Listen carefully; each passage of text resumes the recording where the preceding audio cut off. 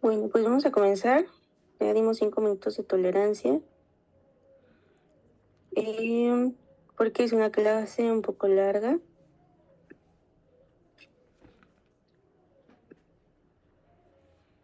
Me avisan si pueden ver mi pantalla. Sí, yo sé. Sí, doctora, sí se. De acuerdo.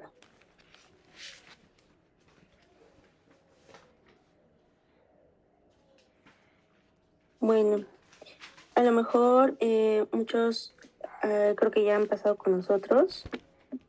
Muchos todavía faltan.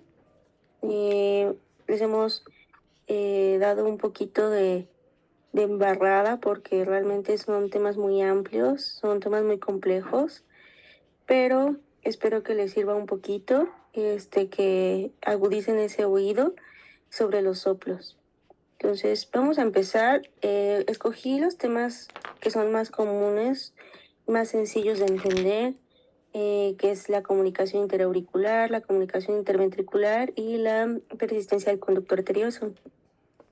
Hay muchísimas más cardiopatías de las cuales podríamos hablar y hablar y hablar, pero para eso necesitaríamos más clases. A mí nada más me dieron 2. Entonces les voy a dar un poco de lo más común y lo más frecuente que ustedes pueden encontrar. Entonces tenemos como embriología, en cuanto a la comunicación interauricular, que la tabicación auricular se presenta o inicia a final de la 4ª semana y 5ª semana de gestación.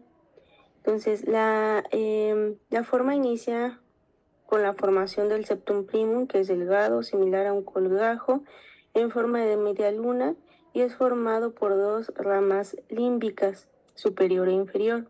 La inferior es formada por células de los cojinetes endocárdicos superior e inferior.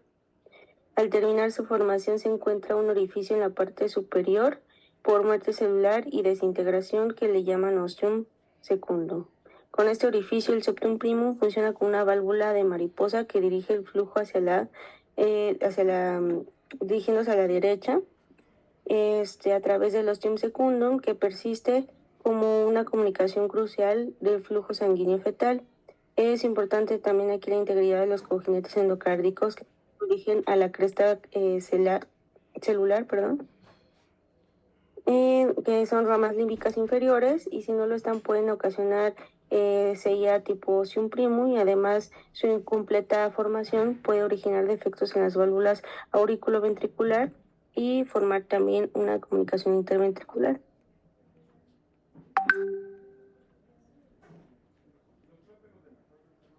Y bueno, aquí tenemos igual otras imagencitas en donde la formación inicia en la parte superior, que aquí viene como por pasos.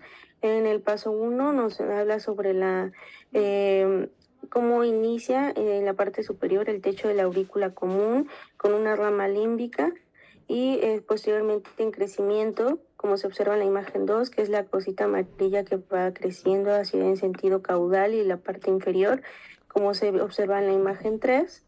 Y permanece un orificio que es el ostium primum, que con ayuda de las células de los cojinetes endocárdicos va a terminar de cerrarse, ¿no?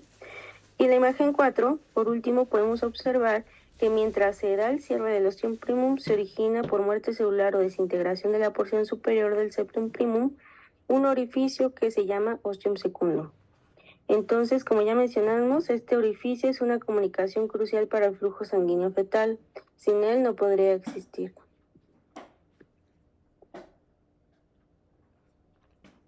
Y bueno, también tenemos aquí otro ejemplo en donde una vez que se concluye la formación del ostium primum, ya inicia la formación del septum secundum, que forma igualmente 2 ramas límbicas, una superior y una inferior. Al terminar la formación del septum secundum, aparecen perforaciones obligadas para la formación del foramen oval. Y una resolución excesiva del septum primum o el desarrollo insuficiente del septum secundum va a originar la comunicación interauricular de tipo ostium secundum. Entonces, aquí en la imagen de su lado izquierdo, de su lado derecho, podemos observar las 2 crestas que van creciendo, superior e inferior, con tal de unirse, que son las de azul, para formar el ostium secundum. Y bueno, posteriormente, como podemos ver en la imagen 1, en la quinta semana de gestación, es cuando desde el atecho de la aurícula primitiva aparece un nuevo pliegue con crecimiento caudal y que se une a una rama límbica inferior para formar el septum secundum. Al terminar la formación, aparecen estas perforaciones. Estos dibujitos me gustan más porque creo que se entienden un poquito mejor.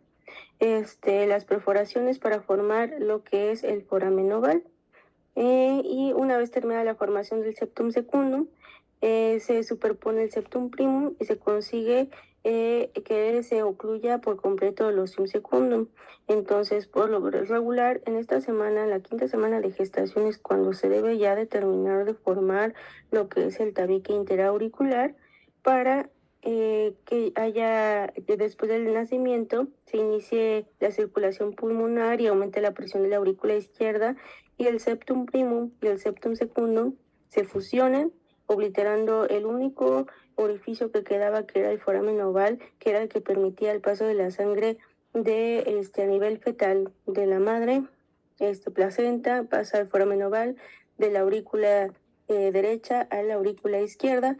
Esto con la finalidad, porque pues, la sangre de la mamá es la que tiene los nutrientes, la que tiene el oxígeno, y posteriormente pase al resto de la circulación del feto. Entonces, aquí es muy importante estas semanas de gestación, y yo creo que ustedes lo recuerdan mejor que yo porque acaban, yo creo que, de cursar embriología. Y bueno, como tal, ¿qué es el defecto del tabique interauricular? Entonces, cualquier defecto del septum interatrial que permita la comunicación y el paso de sangre entre cavidades auriculares es la denominación de comunicación interatrial. Bueno, como epidemiología, es muy importante saber que la comunicación interauricular es la anomalía aislada que se encuentra en un 5 a 10% de las cardiopatías, representa del 6 al 10% de las anomalías cardíacas aisladas, es más frecuente en las mujeres, en una relación 2 a 1. Del 30 al 50% de los pacientes con cardiopatías congénitas presentan una sella como parte de su cardiopatía, y en México ocupa el tercer lugar después de lo que es la persistencia del conducto arterioso y la comunicación interventricular. En pacientes con una comunicación interauricular menor a 3 milímetros con diagnóstico antes de los 3 meses, se observa un cierre espontáneo en un 100% al año, y puede ser al año y al año y medio de edad. Y el 80% en ocasiones los pacientes con defecto entre 3 y 8 milímetros antes del año y medio de edad también se puede presentar. Y en mayores de 8 milímetros en pacientes mayores de 4 años, cualquiera que sea el tamaño de esa edad, es poco probable que se cierre. Y bueno, como clasificación, vamos a tener que las comunicaciones interatriales se clasifican de acuerdo a su localización con respecto a la fosa oval. Entonces, vamos a tener que el ostium primum se localiza en forma caudal a la fosa oval y se encuentra de forma aislada en el 15% de la comunicación interauricular. El ostium secundum se localiza en el lugar de la fosa oval, localizándose en la parte media, y es de tipo más habitual y abarca en un 50 o 70% de las comunicaciones interatriales. El foramen oval no es una CIA, tiene una localización media y es un efecto de la tabicación del septum primum en el sitio de la tabicación del septum secundum. Como comentamos, pues es únicamente una valvulita que se ocupa principalmente para la comunicación o el paso de la sangre de la mamá al feto. Entonces, como tal, no es un defecto, o sea, todos lo podemos tener. Sin embargo, pues unos lo presentan de forma más preeminente que otros. El seno venoso, que suele estar localizado en la entrada de la vena cava superior y en raras ocasiones en la entrada de la vena cava inferior, y aparece en cerca del 10% de las comunicaciones interatriales. El seno coronario, hay muchas variaciones morfológicas de este defecto, y los orificios en el sitio del orificio del seno coronario permiten una comunicación interauricular directa. El destrechamiento parcial o total del tejido que separa el seno coronario de la aurícula izquierda es donde se suele presentar. Entonces, aquí les presento de forma gráfica lo que es, en dónde se encuentra, dónde se localizan principalmente los tres tipos principales de comunicaciones interatriales. La ostium primum, que es la más baja, que casi está colindando por la formación de los cojinetes. Ajá. Y la que sigue, la que está en medio, que es el ostium secundum, y el tercero superior o inferior, que es del seno venoso. Aquí hay algo que me gusta mucho recalcarles siempre en cardiopatías congénitas, y no solamente en cardiopatías congénitas, es ahora sí como un tip. No olviden ahora sí que la clínica. Ya sé que tenemos muchos estudios de imagen, mucha tecnología nueva, pero si ustedes no saben dirigir a un diagnóstico o haberlo escuchado, haberlo revisado, haberlo interrogado, no podemos dirigir hacia que se realice un correcto estudio para llegar a un diagnóstico correcto. Entonces aquí es muy importante y es lo que nos diferencia de muchos médicos de, por ejemplo, de Estados Unidos, que son más de que vamos a pedir estudios y ni siquiera revisan a los pacientes. Entonces creo que eso no hay que olvidarlo, creo que es una parte muy importante. Entonces, esto siempre quiero recalcárselos. ¿Por qué? Porque para congénitos es escuchar soplos, soplos, soplos, soplos. En la consulta, los que han estado, pues siempre es escuchar soplos, soplos, soplos. ¿Por qué? Porque así se va entrenando nuestro oído y podemos diferenciar qué tipo es cada uno. Entonces, la comunicación interauricular es una cardiopatía que puede pasar inadvertida por muchos años por la ausencia de síntomas. La mayoría de los pacientes son asintomáticos y algunos casos se detectan durante un examen de rutina o porque dicen, es que lo llevé para hacer un examen médico, porque iba a entrar a fútbol, iba a entrar a nadar y le detectaron un soplito y fue por eso que se dieron cuenta, ¿no? Y esto puede ser desde la semana 6 a la 8 de vida, aunque puede ser a lo largo de toda la vida, y se oculta un soplo sistólico suave, en el segundo ruido, en el segundo espacio intercostal izquierdo, y puede estar desdoblado y fijo. ¿Sí? Entonces aquí vienen las maniobras en donde nosotros vamos a pedir que inspire el paciente y se va a escuchar el ruido desdoblado, el segundo ruido desdoblado de manera fija. O sea, hace que aunque uno meta o uno saque aire, el segundo ruido se va a encontrar desdoblado ahí, ¿sale? Los hallazgos igual auscultatorios típicos pueden estar ausentes en lactantes, en preescolares o incluso en los que tienen unas comunicaciones muy grandes porque el ventrículo derecho es poco extensible. En el caso de los niños con una cardiopatía moderada, o sea, hace que aún todavía el cortocircuitos de izquierda a derecha pueden ser igual asintomáticos o pueden presentar fatiga ligera o discreta falta de aire. En el caso de niños con una cardiopatía congénita grande de izquierda a derecha presentan fatiga y disnea, los cuales se incrementan conforme el niño va creciendo y puede haber disminución del crecimiento y desarrollo de este niño, y hay historias aquí de infecciones respiratorias recurrentes. Y bueno, algo también importante, no olvidar que aunque sean estudios muy rudimentarios, podríamos ya llamarlos, siguen siendo pues un pilar para el diagnóstico de muchos pacientes. Entonces tenemos como diagnóstico que los hallazgos, tanto los que auscultamos, interrogamos, podemos complementar con una radiografía y electrocardiograma de la comunicación interauricular. Entonces aquí vamos a encontrar pues el electrocardiograma, en donde vamos a tener unos hallazgos típicos en donde la onda P va a ser mayor a 2.5 milímetros de altura, que le llaman P pulmonar, que indica el crecimiento de la aurícula derecha, asimismo el desviación del eje a la derecha de unos 90 a unos 180 grados, hipertrofia ventricular derecha y un bloqueo ya sea completo o incompleto de la rama derecha de las de His. Esto es las orejitas del conejo, en donde tenemos una R chiquita, una S grande y una R un poco más grande en B1. Entonces aquí ponemos un ejemplo, ya sé que no es el mejor electrocardiograma, pero podemos observar que en primera pues el eje está desviado a la derecha. Está más o menos a lo que es unos 110 grados, ¿no? Entonces aquí podemos ver que tenemos en las derivaciones inferiores de 2, de 3 y ABF, que la onda T está negativa, o sea, podemos decir que hay sobrecarga sistólica del ventrículo derecho y también podemos decir que hay sobrecarga diastólica del ventrículo derecho, ya que B1 y B2 tienen las T's invertidas. La P, si ven, es picudita en B1, en B2, entonces nos dice una P pulmonar, ¿no?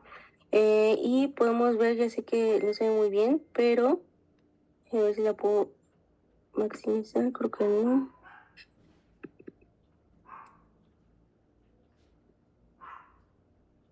Bueno, el chiste es que aquí hay una R chiquita, S y una R grandota, ¿sale? Que es las orejitas de conejo. Y bueno, otro dato importante es en el diagnóstico de la radiografía de tórax.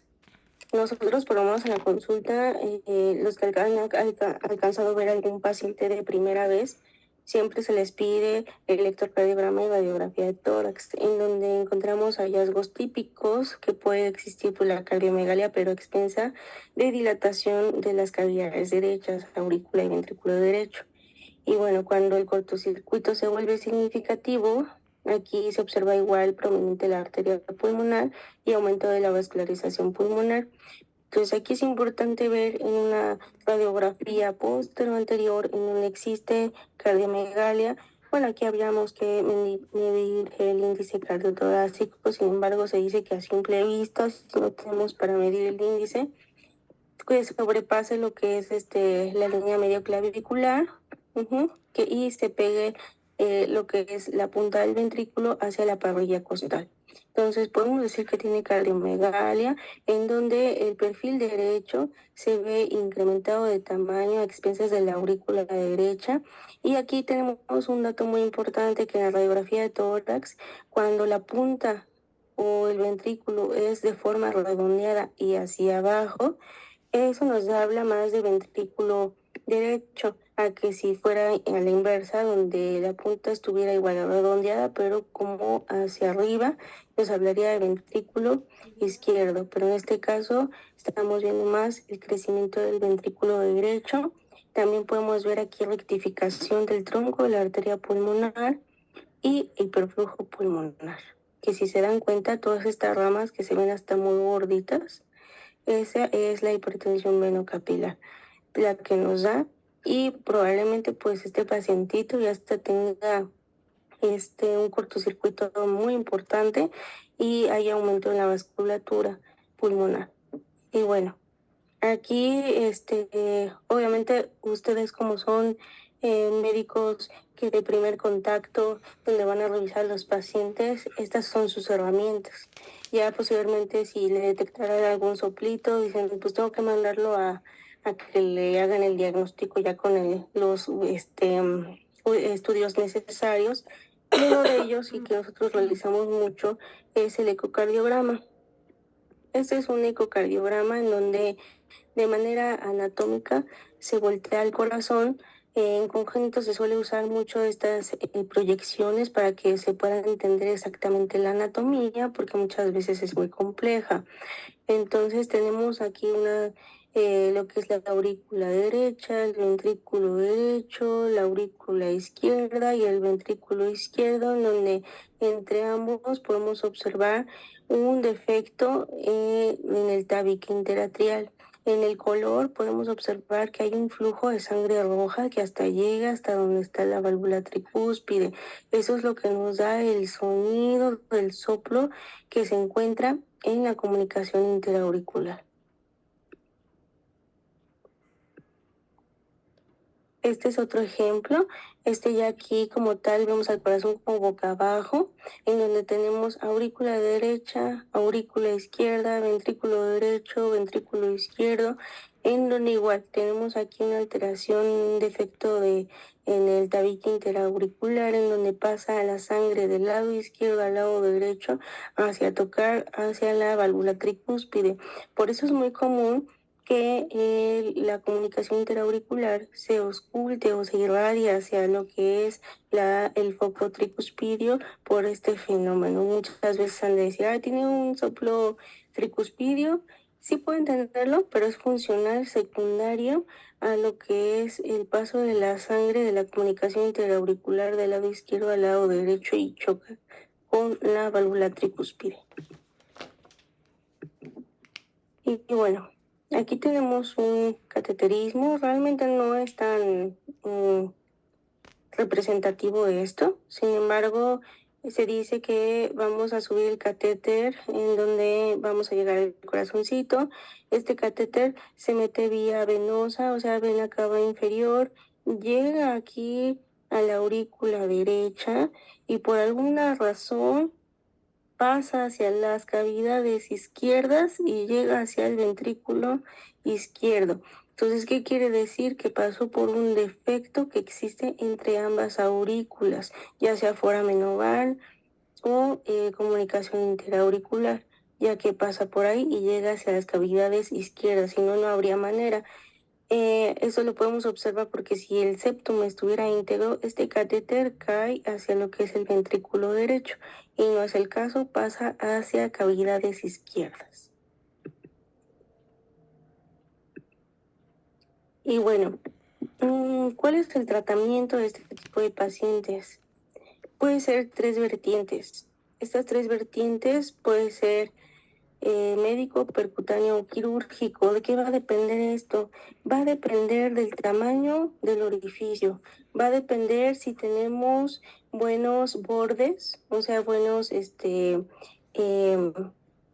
perdón, si tenemos buenos bordes donde se pueda anclar el dispositivo y que no haya riesgo de complicaciones como erosión del techo de la aurícula izquierda o lo que es insuficiencia de la válvula aórtica.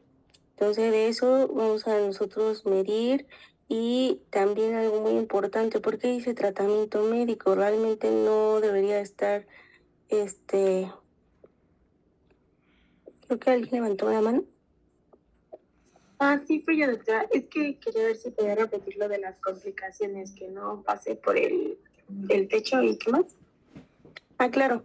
Las principales complicaciones de cerrar con un dispositivo muy gigante, digamos que el orificio mide 4 milímetros, no, que mida 5 milímetros. Y yo, mi dispositivo más grande, los que existen son como de 40 milímetros. Entonces, si yo tengo unos bordes que a duras penas y creo que puede cerrarse con este dispositivo, puede haber erosión del techo de la aurícula izquierda y la otra complicación grave, que es la insuficiencia de la válvula aórtica. Son esas dos complicaciones principalmente. Pero bueno, ¿cómo vamos a decidir a qué paciente vamos a llevar a qué? ¿A cierre percutáneo? ¿A cierre quirúrgico? ¿A tratamiento médico? ¿Cómo decidimos esto? Aquí va a haber una parte muy importante y que por eso les comento que parte del estudio o parte ya de la evaluación de estos pacientes es con los demás estudios como el ecocardiograma y el cateterismo. El ecocardiograma es un estudio muy fundamental, ya que es un estudio muy noble, es de fácil acceso, es de bajo costo. Todo esto nos ayuda a evaluar a los pacientes y prácticamente pues no hay ningún daño con este tipo de estudios, en donde vamos aquí a evaluar lo que son cavidades derechas, donde valoramos la función del ventrículo derecho, si está dilatado, cuánto de dilatación tiene, si tiene insuficiencia tricuspidia, si la insuficiencia tricuspidia es leve, moderada o severa. Y esa insuficiencia tricuspidal leve, moderada, severa nos va a hablar del daño o la repercusión que puede haber hacia la vasculatura pulmonar. Como en el caso de la radiografía que les presenté, donde ya se ven hasta muy gordas las arterias o pulmonares, muy probablemente esa presión de los pulmoncitos ya se encuentre bastante elevada. Nosotros hacemos esa medición por medio del ecocardiograma principalmente. Nos da una sospecha.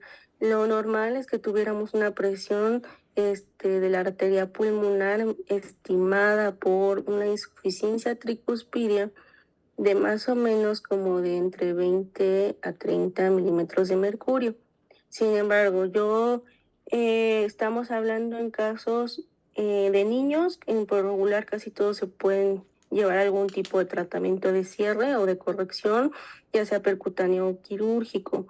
Eso por un lado. Por el otro lado, también tenemos a los adultos que llegan y que no se les diagnosticó de niños y que llegan a la etapa adulta y que tienen estos defectos. Es a ellos a los que tenemos que tener mucho cuidado, ya que ellos pues ya pasaron por muchos años con esa presión pulmonar muy elevada, en donde podemos tener ya daño en los pulmoncitos, y si nosotros intentamos su cierre de ese tipo de defectos, podemos ponerlos muy graves, en falla cardíaca derecha, crisis de hipertensión pulmonar, hasta fallecer. Entonces, por eso es muy importante esta evaluación. No les puse aquí exactamente cada una porque realmente únicamente se tiene que quedar con que se tiene que estudiar lo que es la función del ventrículo derecho y la presión pulmonar, así como los bordes y el tamaño de lo que es el orificio para poder evaluar de manera adecuada si se cierra o no.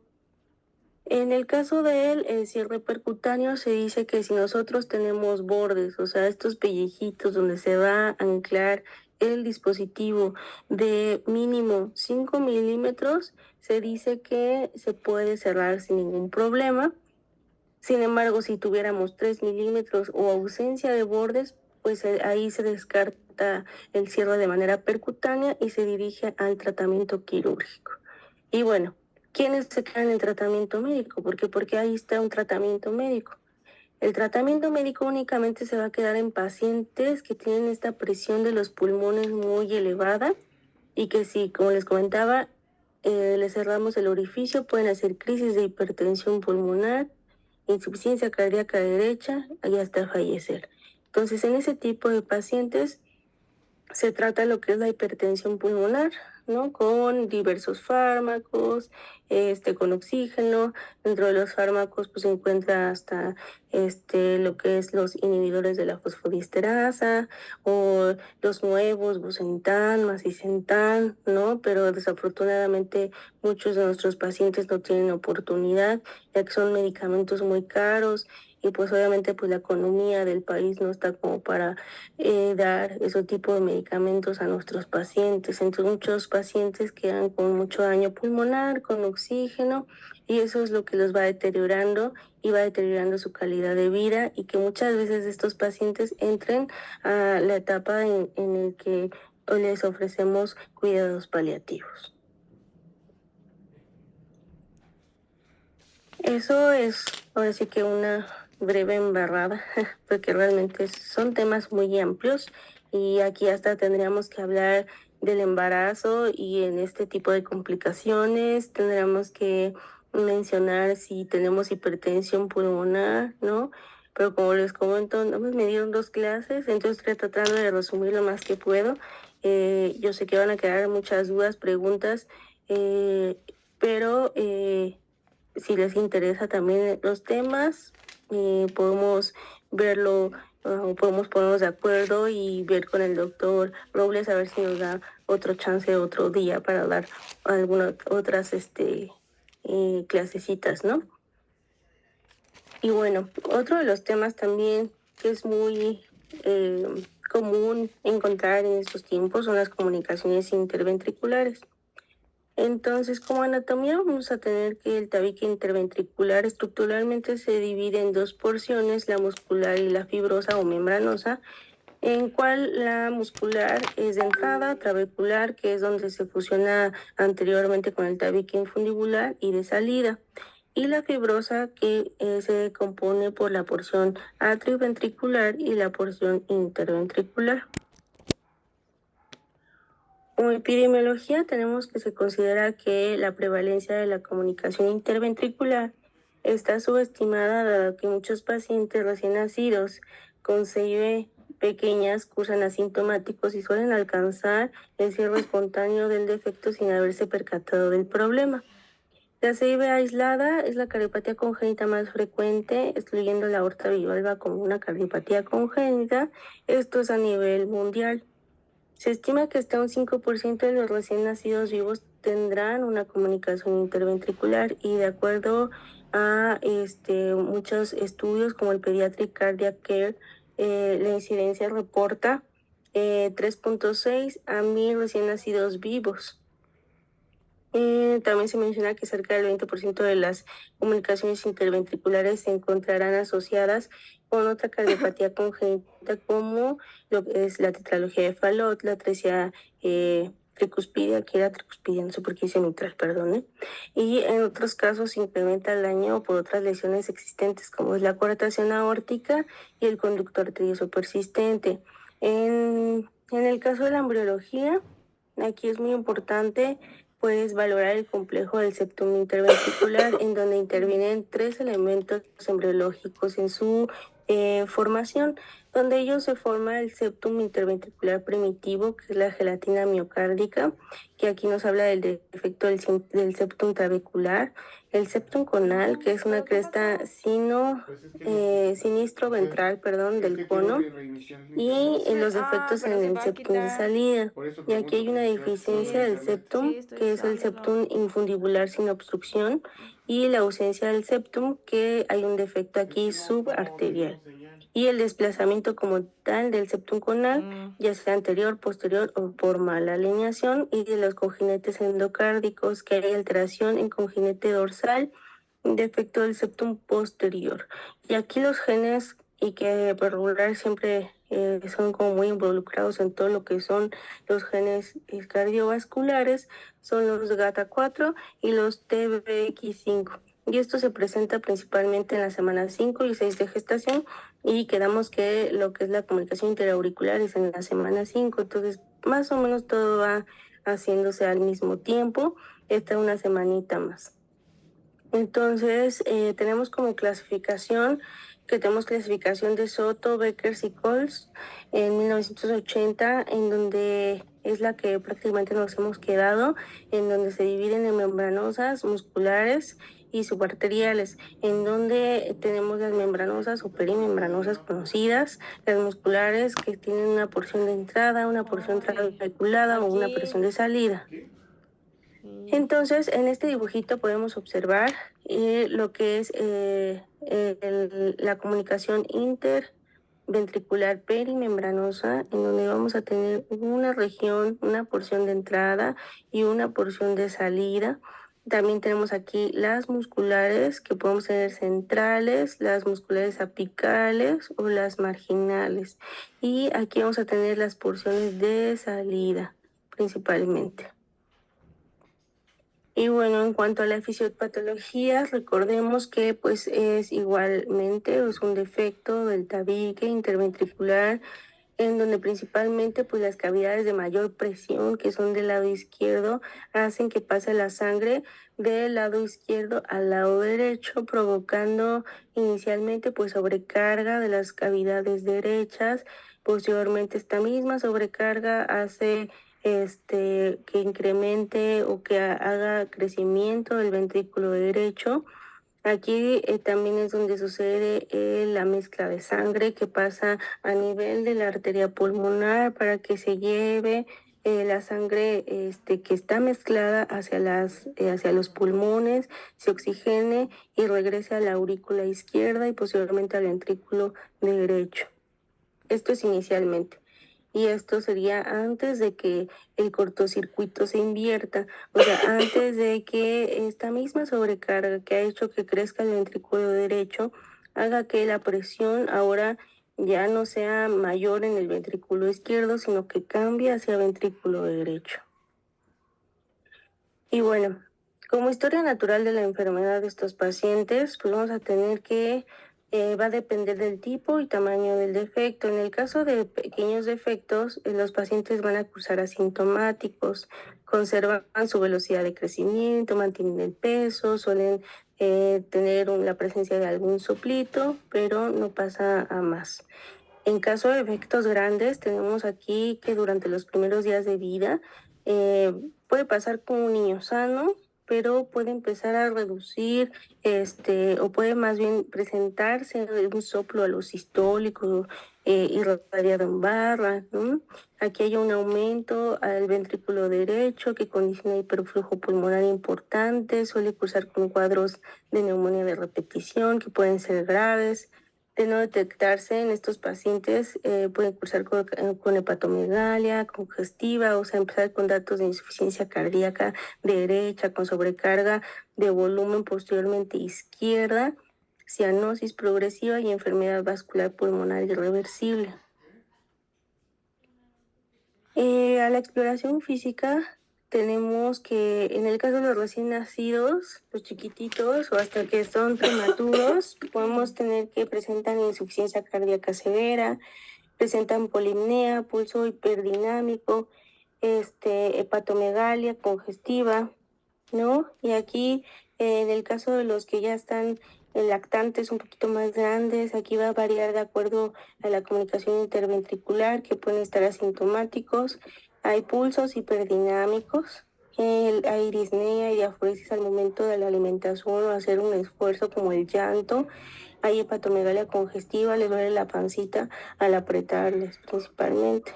En el caso de niños más grandes, aquí vamos a tener antecedente de que, pues sí, el niño, pues de más chiquito tenía como disnea, sudaba la alimentación, había retraso del crecimiento y bajo peso, los pulsos son hiperdinámicos y el precordio, va a tener un cierre pulmonar temprano y puede haber hasta cianosis. Las mamás les pueden decir, no, pues es que de repente se le pone morada los labios o los deditos.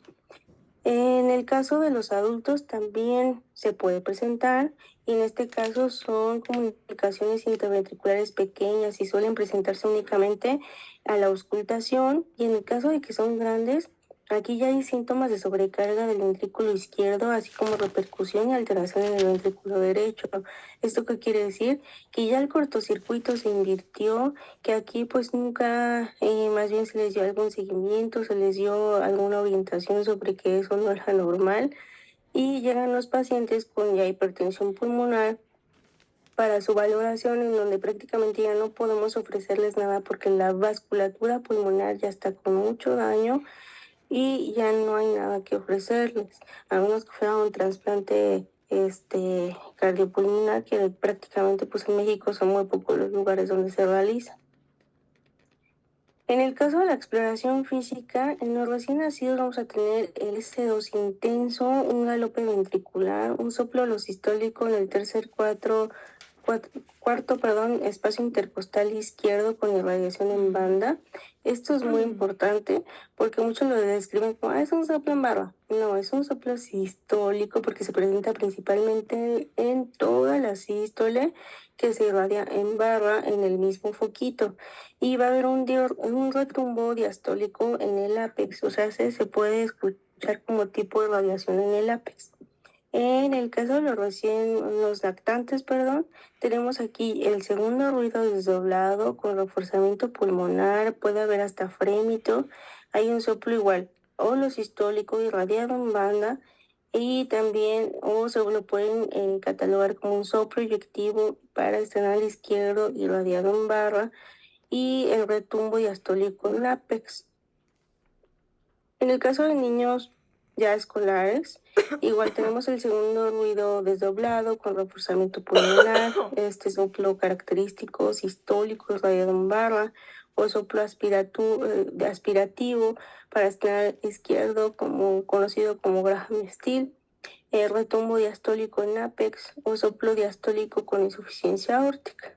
En el caso de los adultos y que tengan una CIB pequeña, el soplo igual es el mismo, un soplo sistólico con frémito palpable para esternal izquierdo, y CIB grande intensifica componente pulmonar del S2, y hay un clic protosistólico o soplo de Graham Still. Y bueno, como les mencionaba, en la comunicación interauricular vamos a tener que principalmente pues, los estudios de elección, una radiografía, en donde es de ayuda para estimar el flujo pulmonar, que más o menos nos puede estimar el tamaño del defecto, ¿no? Hay una cardiomegalia, en el caso de CIB pequeña puede estar una silueta cardíaca normal, en el caso de que sea grande el defecto, el crecimiento va a ser biventricular, y en caso de que sea subaórtica con prolapso puede haber prominencia del botón aórtico y los cilios pulmonares igual van a estar prominentes. En el electrocardiograma vamos a tener que, pues igual es una herramienta que nos va a ayudar a determinar el grado de repercusión hemodinámica. Inicialmente, el crecimiento de actividades, de crecimiento de cavidades, derechas por el incremento del hiperflujo que llega de los pulmones a la aurícula izquierda, signo de crecimiento biventricular o signo de Katz-Watchel, el signo de crecimiento de la aurícula izquierda y crecimiento ventricular derecho. Entonces, aquí vamos a observar el grado de crecimiento del ventrículo izquierdo con unas R's y S profundas que hasta se empastan y no se alcanzan a ver de manera adecuada. La P pulmonale, que ya tiene aquí entonces dilatación biauricular, que es el signo de Katz-Watchel, y el signo de crecimiento de la aurícula izquierda, que es que esté amplio, que sea de más tiempo de duración la onda P, principalmente. Igual otro de los estudios o que para nosotros es fundamental para poder determinar el tamaño, la dirección del flujo, el gradiente y poder estimar cómo está la presión de los pulmones es el ecocardiograma. El ecocardiograma aquí nos va a orientar sobre dónde se sitúa esta comunicación interventricular y el daño a nivel de la vasculatura pulmonar. Sin embargo, a pesar del ecocardiograma, así como en la comunicación interauricular, en la comunicación interventricular, en casi todos los defectos de cardiopatías congénitas, los pacientes terminan en algo que se llama cateterismo. ¿Por qué? Porque el cateterismo es el método gold estándar, el método de elección para medir la presión a nivel pulmonar, así como nos enseña el trayecto, algunas otras alteraciones que a veces necesitamos conocer, presiones, saturaciones a nivel de los diferentes sitios, aurícula, ventrículo, ¿no? Principalmente. Entonces aquí también es importante saber que pues en las comunicaciones interventriculares no se debe realizar cateterismo a todos ellos. Se realiza porque queremos ver si se puede cerrar. Aquí nos permite valorar el tamaño, localización, la magnitud del cortocircuito, evaluar las resistencias vasculares, ¿no? Y aquí principalmente en el caso de la comunicación interventricular subpulmonar infundibular suele encontrarse el salto oximétrico en la arteria pulmonar. ¿Qué es esto? En el caso de este tipo de comunicaciones interventriculares, vamos a tener que va a cambiar la saturación de oxígeno de lo que es el área de la comunicación interventricular al paso de la arteria pulmonar. Estos son los cálculos hemodinámicos.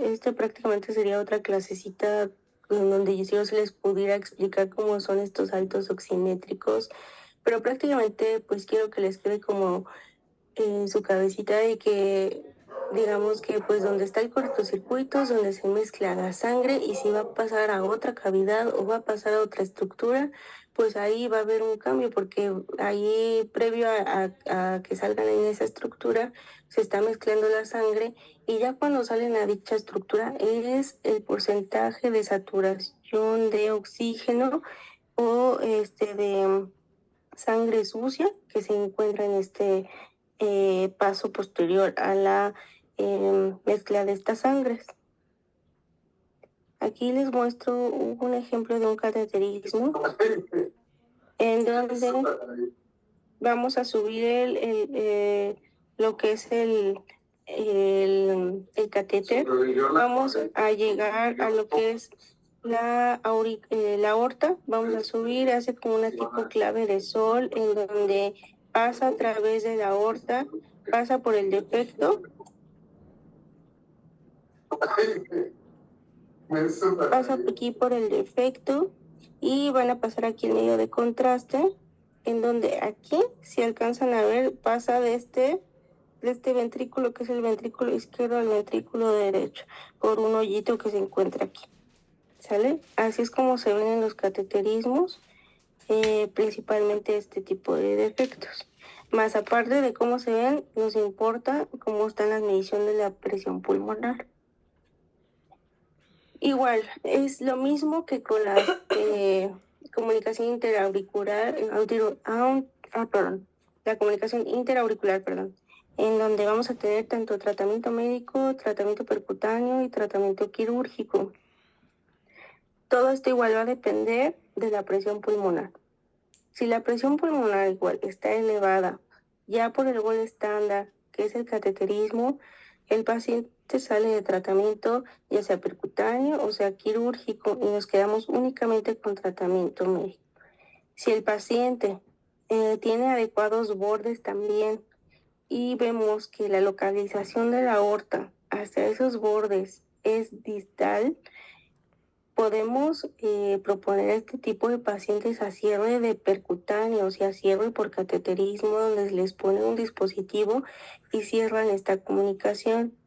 Ahora bien, si la comunicación interauricular es muy cercana a lo que son los grandes vasos, difícilmente se puede cerrar este tipo de defectos por cateterismo.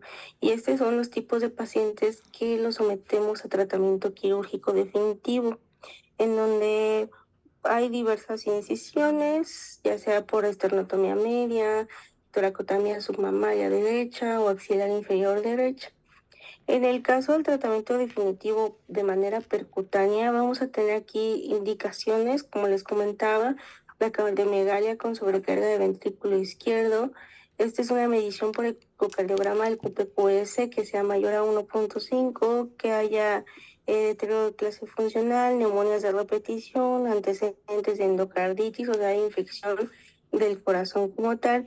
Las contraindicaciones en donde haya daño pulmonar, en donde ya esté evidenciado por cateterismo que hay daño pulmonar con una medición que son con unidades Wood. También que haya contraindicación a lo mejor por alguna terapia antiagregante, esto principalmente en pacientes viejitos, quienes si se les da terapia antiagregante pueden sangrar de la pancita, ¿no?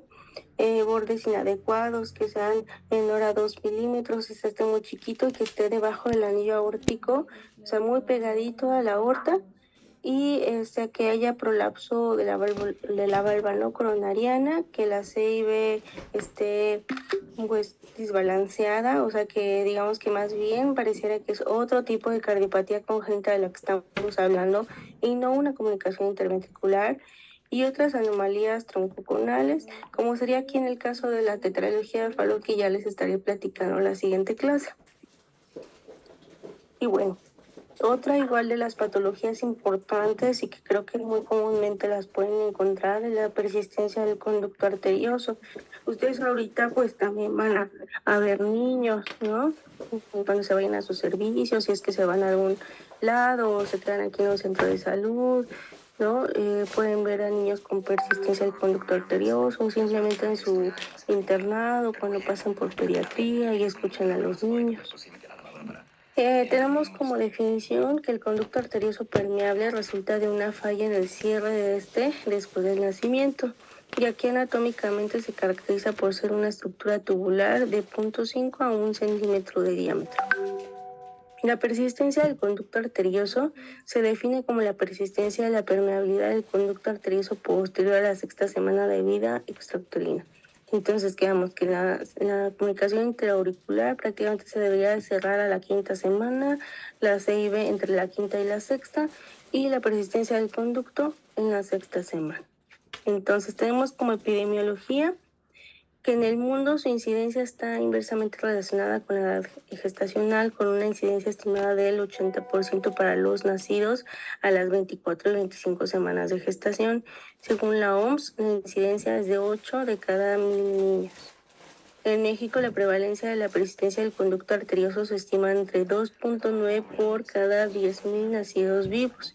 El predominio igual es del sexo femenino, de 2 a 1, la frecuencia de 24.8% entre las cardiopatías congénitas en la edad pediátrica en México. Es más frecuente en pacientes con síndrome de Down, con una incidencia hasta el 58%. Y en un 40% la persistencia del conducto se encuentra asociada a otras cardiopatías. En cuanto a los factores de riesgo, tenemos que pues hay antecedentes de hermanos, hay prematurez, alteraciones cromosómicas, algunas muy marcadas como la trisomía 21, 18, 13, el síndrome de Char, Noonan, Holoram, ¿no? Que tenga rubiola congénita este antecedente, hipotiroidismo neonatal, antecedente materno de diabetes, exposición materna a fármacos como son el litio, retinoides, talidomida, trimetadiona, calcio antagonistas, esteroides, antihistamínicos, anticonvulsivos, drogas, ¿no? Pues aquí tenemos algo de embriología, no tenemos que, pues principalmente recordarán que pues deriva la presencia del conducto arterioso del sexto arco aórtico, perdón, en donde va a permanecer permeable desde la semana 8 y mantiene el 70% del gasto fetal. Entonces aquí tenemos que pues está una circulación normal, en donde ya tenemos aquí el conducto cerrado, y aquí cuando lo tenemos abierto, en donde pasa como la aorta tiene mayor presión, va a pasar de donde hay mayor presión a donde hay de menos presión. Entonces va a pasar hacia lo que es las arterias pulmonares principalmente. Entonces, como clasificación tenemos que, en cuanto angiográficamente, vamos a tener la clasificación de Klinchenko. Esta clasificación únicamente es por medio de cateterismo, en donde nos los describen de acuerdo a cómo es su forma de este conducto arterioso, en donde el tipo A es de forma cónica, el tipo B como una ventanita, el tipo C que es de manera tubular, el tipo D que es como complejo entre medio tubular y medio cónico, ¿no? Y el tipo E es que es muy, muy largo. En cuanto por ecocardiografía, tenemos que lo vamos a dividir si es menos de 3 milímetros, de 3 a 5 milímetros y más de 5 milímetros. En cuanto a clínica, tenemos que puede ser silente, que no hay un soplo y solamente fue un hallazgo por un estudio que se le hizo al niño. Cuando es pequeño hay un soplo, pero no hay hipertensión pulmonar ni algún otro síntoma. Moderado, donde ya empieza a haber intolerancia al ejercicio, pulsos amplios, disnea y principalmente al esfuerzo. Y grande cuando hay signo de insuficiencia cardíaca e hipertensión pulmonar. En cuanto a la historia natural de la enfermedad, vamos a tener que en el recién nacido a término, vamos a tener que sus manifestaciones van a empezar desde la segunda semana. Podemos encontrar diaforesis importante a la alimentación, infecciones respiratorias recurrentes, que el 30% sin tratamiento va a fallecer en el primer año de vida. En el caso del pretérmino, aquí es más frecuente a mayor prematurez. Entonces vamos a encontrar aquí conductos más dilatados, disminución más rápida de la resistencia vascular pulmonar, insuficiencia cardíaca severa, o sea, se tolera muchísimo menos, y afectación a otros órganos. En el caso de lactantes y escolares, aquí hay poca ganancia de peso, hay infecciones respiratorias y tos, hay cardiomegalia en la radiografía. Y en el caso, como este tipo de pacientes puede sobrevivir hasta la cuarta o quinta década de la vida, se pueden encontrar asintomáticos o pueden presentar deterioro de su clase funcional, diaforesis y disnea del ejercicio, y pueden presentar arritmias como fibrilación auricular porque siento la aurícula izquierda. En el caso ya de la exploración como tal, vamos a encontrar que en el caso de los pacientes neonatales vamos a encontrar que pueden estar asintomáticos, puede haber choque cardiogénico, que puede ser muy grave, lactantes con poca ganancia del peso y de la estatura, puede haber diaforesis a la alimentación, en preescolares puede haber cianosis, poca ganancia de peso o talla, en adolescentes disnea, cianosis, y en adultos principalmente la disnea, ¿no? En el caso de lo que va a ser igual a la exploración, podemos encontrar los pulsos saltones en el caso de los neonatos, en el caso tibial y perio, la hiperactividad ventricular derecha. En el caso del lactante tenemos hiperactividad ventricular izquierda, y si el conducto es grande, en la palpación puede haber un frémito sistólico. En el segundo espacio intercostal izquierda, principalmente en el preescolar y escolar, vamos a tener hiperactividad ventricular izquierda, palpación del cierre de la válvula pulmonar, ¿no? y en adolescentes y adultos con congestión hepática e hiperactividad ventricular. En cuanto a la auscultación, vamos a tener que es un soplo sistólico con refuerzo telediastólico, o esto es en el neonato. En el lactante ya es un soplo continuo con componente diastólico corto, persistiendo refuerzo telediastólico y variación con movimientos respiratorios. En el caso del escolar o adolescente hay un aumento de presión pulmonar y el soplo va a cambiar. Y aquí se hace solo sistólico y aparece un escape diastólico en el segundo o tercer espacio intercostal izquierdo, línea parasternal izquierda. Y en el adulto también se puede presentar como un soplo continuo. En el caso de la radiografía, vamos a tener igual diferentes hallazgos dependiendo de cómo sea el tamaño del ductus. En el caso de un ductus pequeño, la radiografía hasta puede ser normal y se puede observar un ligero aumento del flujo pulmonar. En el caso de un cortocircuito con una hipertensión pulmonar, o sea, en un escolar que ya tiene un cortocircuito y que tiene un poco de hiperflujo pulmonar, vamos a tener un crecimiento del ventrículo izquierdo, vamos a tener flujo pulmonar que va a depender del tamaño del ductus y la aurícula izquierda va a estar crecida o no. En el caso del cortocircuito y hipertensión de larga evolución, tenemos dilatación del tronco de ramas pulmonares, algunas veces una dilatación aneurismática. La dilatación de la aorta igual ascendente, el botón aórtico y de la porción proximal de la aorta descendente, y algunas veces podemos visualizar el conducto. En el caso del electrocardiograma, vamos a encontrar que puede ser o normal, no puede haber cuando el conducto es grande, sin hipertensión pulmonar, existen signos de crecimiento de las cavidades izquierdas con eje a la izquierda, ¿no? En el caso de aumento de la presión pulmonar va a presentarse principalmente crecimiento biventricular, siendo común aquí otra vez nuevamente el signo de Katz-Katlech positivo, en donde vamos a tener S profunda en B1, R en B5 y B6, una onda P ancha en D1 o B1 conocido, y T altas en precordiales izquierdas. Y cuando la presión es severamente alta, encontramos ya signos de crecimiento, de sobrecarga sistólica, diastólica, crecimiento de aurícula derecha y disminución de lo que es la fuerza de contracción del ventrículo izquierdo.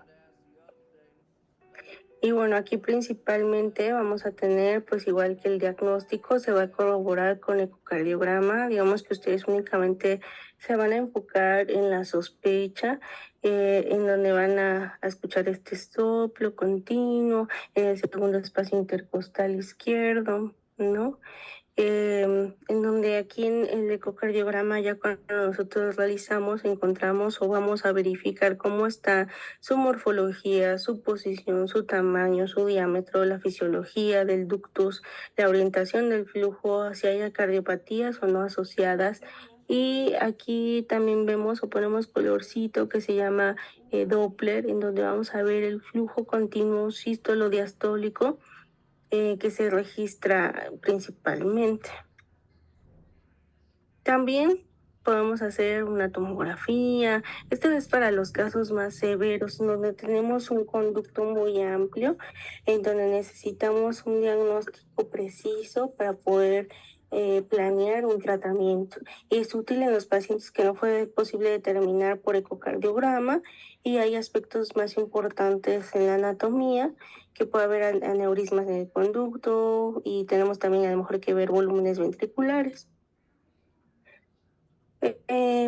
Aquí pues igual el cateterismo es también de elección, en donde se encuentra indicado de rutina para establecer el diagnóstico, y todo uso en su patología está indicado con propósitos terapéuticos para el cierre del defecto.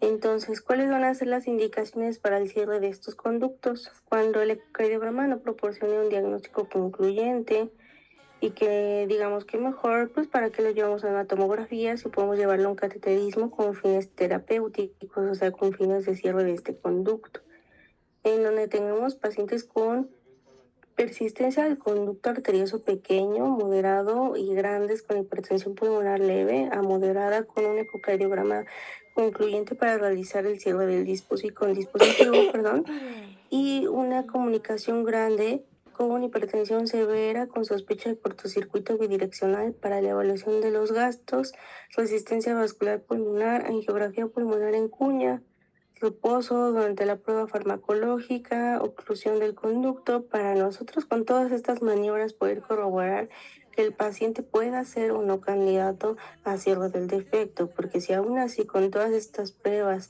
la hipertensión sigue siendo importante, pues no se puede cerrar. En el caso de adultos mayores de 45 años, también aquí lo que nos ayuda es que les podemos hacer la visualización de las arterias cardíacas para poder ver antes del cierre del defecto si también requiere alguna otra intervención en las arterias del corazón. También cuando la presión pulmonar se encuentra elevada por ecocardiografía para determinar si sí realmente tenemos esta elevación de las presiones pulmonares. Y bueno, eso realmente fue una embarrada, ¿no? Son las 3 cardiopatías que considero que deben de manejar o deben de por lo menos escuchar en los niños principalmente para que esto no llegue a la edad adulta. ¿Por qué? Porque ya cuando llegan a la edad adulta ya tenemos problemas de arritmias, tenemos problemas de falla cardíaca, tenemos problemas porque ya la presión pulmonar está muy elevada y no podemos ya ofrecerles ningún tratamiento de cierre. Como les mencionaba, llevarlos a un trasplante este, eh, pulmonar y cardíaco, pues prácticamente aquí en México no se realiza o se realiza en muy pocos lugares y con resultados con poca expectativa, pero realmente si esto se puede prevenir escuchando a los niños, no dejando que estos niños lleguen a la edad adulta, o sea, sé que si yo escuchamos a un niño que tiene un suplito y si ustedes tienen duda, porque obviamente ustedes no son los expertos, pues mándenlo, más vale pecar que por exagerados que lleguen a una edad adulta donde ya no se les pueda ofrecer ningún tratamiento. Entonces créanme que nosotros lo agradeceríamos de que dicen, pues tiene un soplo, no sé qué sea, pero tiene un soplo y eso no es normal. Entonces, como les mencionaba, si el niño ya tiene 4 o 5 años y tiene un soplo, eso ya prácticamente ya funcional, muy raro. Entonces, mejor mándalo para una correcta revisión, ¿no? Intenten cuando pasen en las consultas, escuchen a los pacientes, revísenlo, vean sus estudios. Si tienen dudas, recuerden que no hay pregunta tonta, hay que preguntar, ustedes están en formación, nadie les va a negar eh, enseñarles, ¿no? Obviamente no todo lo sabemos, ¿no? Porque siempre seguimos estudiando, aprendiendo y también aprendemos de ustedes. Luego ustedes tienen ya nueva información, nuevos elementos o formas de encontrar información en donde nos pueden también enseñar, ¿no? Pero siempre vamos a estar abiertos a ello.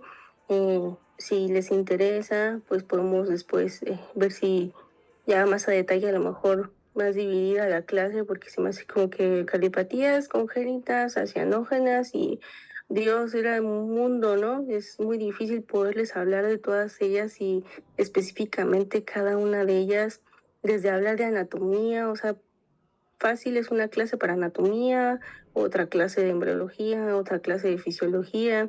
Entonces es muy difícil hablar todo esto en tan cortito tiempo y que me entiendan todo. Pero lo que quiero que se queden son que ningún soplo es normal, que hay que mandarlo a evaluar y nosotros, nuestro lema es que ningún eco se le niega a ningún paciente, entonces les vamos a realizar un ecocardiograma y poder ver si tienen algún defecto o no. Pues espero que les haya servido un poquito. Como les comento, sé que es mucha información y está muy pesado, pero traté de resumir lo más que pude. Espero que durante las consultas que pasen con nosotros podamos resolver más dudas de las que ya seguramente salieron y podamos seguir practicando el escuchar los suplos a los pacientes. ¿Algún comentario? Muchas gracias, doctora. Muchas gracias, doctora. Muchas gracias. Gracias, doctora. No, ni qué. Bueno, pues ahora sí a descansar. Buenas noches. Gracias. Igualmente. Buenas noches, doctora. Gracias, Gracias. igualmente.